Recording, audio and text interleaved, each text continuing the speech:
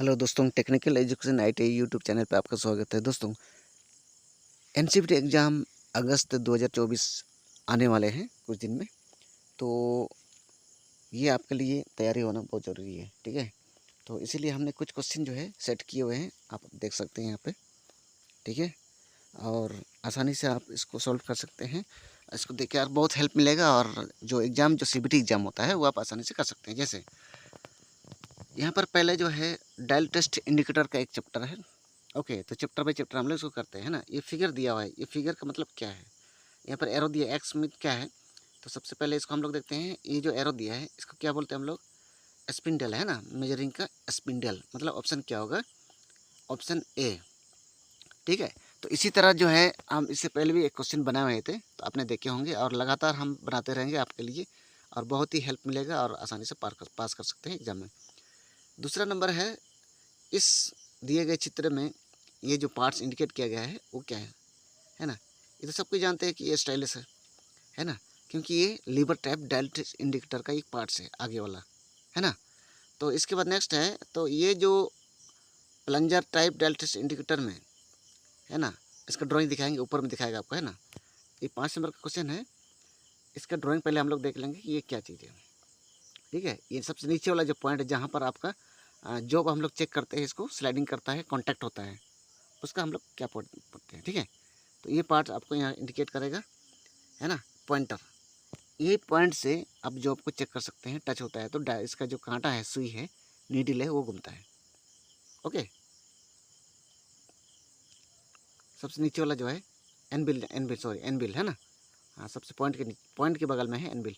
Next है कि इस दिए गए पार्ट्स का क्या नाम है, पीछे वाला जहाँ पर हम लोग लॉक करते हैं स्टैंड में, इसको हम लोग बोलते हैं बैकलग। ठीक है, इसको हम लोग क्या बोलते हैं, बैकलग। ऑप्शन क्या होगा, बी।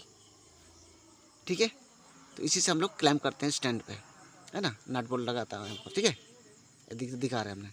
इसके बाद नेक्स्ट है आपका अगला नंबर पे, इस चित्र में दिए गए पार्ट्स का नाम क्या है ना। तो यहाँ पर कुछ हम लोग एसेसरीज लगा सकते हैं, घुमाने के लिए इधर उधर कर सकते हैं इसको, है ना। तो ये आंसर क्या होगा आपका, सी, पिवट।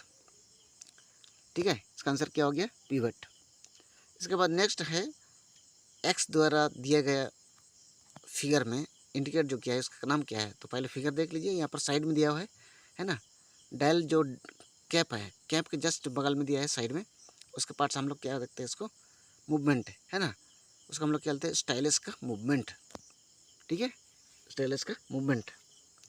इसके बाद आगे हम लोग बढ़ते हैं कि डायल टेस्ट इंडिकेटर का लिस्ट काउंट कितना होता है। ये तो हम लोग भली बात जानते हैं, पढ़ चुके हैं, थ्योरी पढ़ते हैं तो आसानी से हम लोग बना सकते हैं ना। तो 0.01 mm। ठीक है, 0.01 mm, मतलब ये माइक्रोमीटर का लिस्ट काउंट के बराबर ही है। ठीक है, ओके। इसके बाद फिर हम लोग आगे बढ़ते हैं, है ना, आगे क्वेश्चन हम लोग बढ़ते हैं। इसमें क्वेश्चन दिया हुआ है आपका, ठीक है, which part is used for clamping plunger type dial test indicator. 10 number दिख रहा है ना। ठीक है, प्लंजर टाइप जो है डायल टेस्ट इंडिकेटर को क्लैंप करने के लिए कौन सा प्रयोग किया जाता है। ओके, तो इसका भी आंसर होगा बैकलग। इसी में हम लोग क्लैंप करते हैं स्टैंड पे। ठीक है, जिसको हम लोग स्पिंडल बोलते हैं, पिलर भी बोलते हैं ना। Which part is clamped in lever type dial test indicator. तो lever type dial test indicator जो है, आप कैसे क्लैम्प कीजिएगा उसको, तो क्लैम्प पे डिवाइसिंग रहेगा वहाँ पर, उसी में हम लोग क्लैम्प करते हैं। ठीक है दोस्तों, नेक्स्ट है, ये एक टूल आ गया है ना। ठीक है, ये आपका जो है पॉजिटिव रेक टूल आ गया। ठीक है, इसमें जो नीचे दिया गया है वो कौन सा एंगल है ना। इसको तो ऐसे तो हम इसको हम लोग क्या बोलते हैं, फ्रंट क्लियरेंस एंगल है। ठीक है, ये जो हम एरो दिखा रहे हैं आपको, ये फ्रंट क्लियरेंस एंगल है, लेकिन यहाँ पर क्या है, फ्रंट नहीं दिया है, तो हम लोग इसको क्लियरेंस एंगल बोल सकते हैं। ठीक है, तो ये आपका है फ्रंट क्लियरेंस एंगल। अब हम लोग आगे बढ़ते हैं। ठीक है, यहाँ पर हम लिख के भी दिखा दे रहे हैं, क्या है, फ्रंट क्लियरेंस एंगल होना चाहिए था, है ना। तो क्वेश्चन जो है हर तरह से आपको पूछा जा सकता है। ठीक है, एनसीईआरटी में एग्जाम में कुछ भी पूछा जा सकता है, लेकिन आपको पहचाना जरूरी है। ठीक है, नेक्स्ट क्वेश्चन आपका है कि what will be the effect of the tool is set above the height of centre of lathe. अगर हम लेथ मशीन का टूल को जॉब से ऊपर लगाते हैं तब क्या होगा, है ना। तो नीचे का जो क्लियरेंस एंगल है वो आपका कम हो जाएगा, क्योंकि टूल ऊपर जाएगा तो क्लियरेंस एंगल जो है कम हो जाएगा, निश्चित रूप से कम हो जाएगा। क्या ऑप्शन होगा? सी, डिक्रीज क्लियरेंस एंगल। ओके, तो नेक्स्ट है अभी आपका, और क्या बचा हुआ है क्वेश्चन, हम लोग आगे बढ़ते हैं कंटिन्यूस।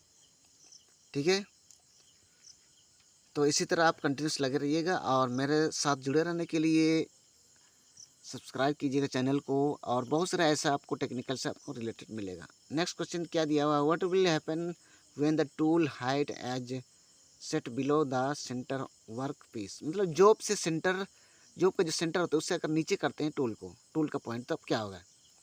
ठीक है, तो उसका क्या होगा? टूल घुस सकता है आपका, जैसे थ्रेडिंग टूल घुस जाता है या राइट हैंड टूल भी घुस जाता है ना। तो ये आपका क्या हो सकता है? घुस जाएगा, टूल डिगिंग हो सकता है ना। तो इसमें आपका आंसर हो सकता है क्या? Work get damage. मतलब क्या होगा कि जैसे आप टर्निंग कीजिएगा या चालू कीजिएगा मशीन को, तो जॉब के अंदर ये घुस जाएगा टूल का पॉइंट। ठीक है दोस्तों, तो इसी तरह मेरे साथ जुड़े रहिएगा, कमेंट्स कीजिएगा, लाइक कीजिएगा, और बहुत सारा ऐसा वीडियो बनाए हैं टेक्निकल से रिलेटेड जो आपके लिए बहुत लाभदायक है। और अभी एग्ज़ाम आने वाला है दोस्तों, है ना। 1 अगस्त से शुरू है प्रैक्टिकल, इसके बाद फिर CBT कंटिन्यूस लागू हो जाएगा। तो ऐसा आप तैयारी करते रहिएगा तो आप एग्ज़ाम को 100% आप पास कर सकते हैं। ठीक है, इतना आसानी से हमने धीरे धीरे करके बताया है दोस्तों। तो आप लगे रहिएगा, मेरे साथ जुड़े रहिएगा, और कुछ भी कमेंट्स होगा या मैसेज आपकी तरफ से होगा तो ज़रूर दीजिएगा, बताइएगा। और साथ में आपका प्यार स्नेह ज़रूर रहेगा। तो आज के लिए बस इतना ही।